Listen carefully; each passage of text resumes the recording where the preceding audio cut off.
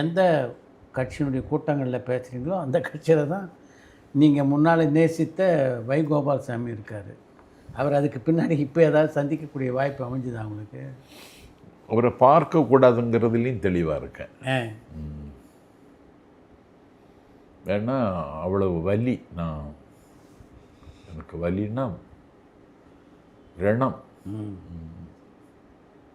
ஒரு வி.டி. விஸ்வநாதன் தமிழ் இயக்கம் அவர் ஒரு ஆலோசனை கூட்டம் வச்சுருந்தார் பாம்குரோவில். எனக்கு அழைப்பு இருந்து நான் போயிட்டேன். பார்த்தா இவர் இருக்கார். கொஞ்சம் கஷ்டமாக இருந்துச்சு.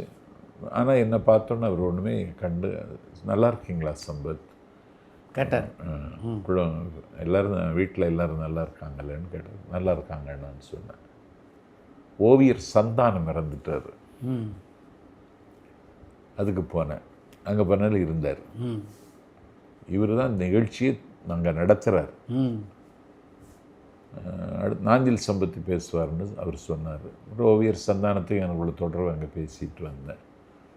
பிறகு அண்ணாவினுடைய நூல்களை தமிழ்மண் பதிப்பகம் எல்லாத்தையும் தொகுத்து அறிவாலயத்தில் கலைஞர் அரங்கத்தில் வெளியிட்டாங்க. அதில் செந்தலை கௌதமன் தமிழ்மண் பதிப்பகத்தினுடைய உரிமையாளர், வி.டி. விஸ்வநாதன், அண்ணன் ஸ்டாலின், ஈரோடு தமிழன்பன், வைகோவுக்கும் அழைப்பு. நான் காலையில் ஒரு கருத்தரங்கத்தில் பேசினேங்க. சாயங்காலம் இந்த விழாவுக்கு நான் முன் வரிசையில் இருந்தேன். வைகோ வந்தார். நான் எழுந்ததுன்னு கும்பிட்டேன். அவ்வளோதான்.